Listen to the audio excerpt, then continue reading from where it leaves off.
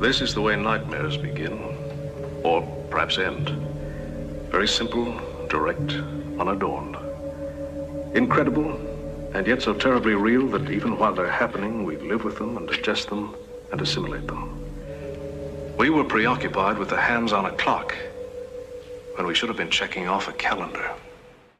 With any point of historical contention, each party at variance often gets caught up in too many trifles, so much so that soon thereafter none can see the forest for the trees. With one single, simple, scientifically verifiable fact, we can excise a portion of a long and sordid narrative from the annals of 20th century historiography, and from it derive some absolution, if not the end of requisition blame, for an entire people. In 1921, the German Corporation for Pest Control trademarked a version of hydrogen cyanide under the brand name Zyklon B. It became an extremely effective delousing agent, as it was the only known chemical at the time which killed lice eggs and when combined with steam would leave fumigated clothing fabrics intact. During the Second World War, it was utilized at almost all of the labor camps in Central and Eastern Europe to prevent typhus, a lethal bacteria carried by lice. In late 1941, the German army had a major outbreak of typhus when it entered Russia, severely limiting their operations. This was later brought back west, where a massive epidemic exploded from 1942 till 1943. Total lives lost in Europe to typhus from 1941 to 1947 is estimated anywhere from 3 to 5 million persons, many of whom were housed in labor and post-war POW camps.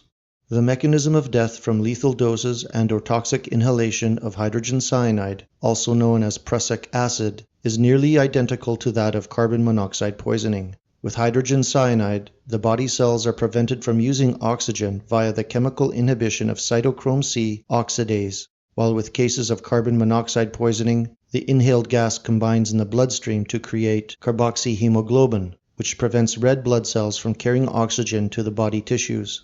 In both, and with 100% forensic certitude in hydrogen cyanide fatalities, the decedent's skin will manifest red or pink blotches over much of the body, with particularly brighter hues around the mouth, nostrils, armpits, groin, and limb extremities.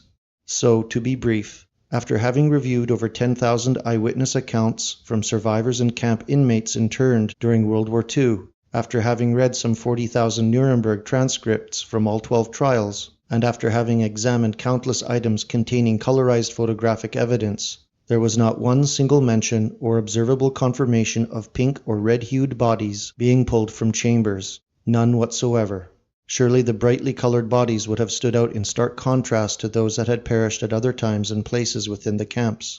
Any witnesses to such an unimaginable sight would have discussed repeatedly and never-endingly the color of those pitiable figures. But there is nothing, and the disconcerting nature of this plot hole becomes ever more insidious whenever one silently ponders it.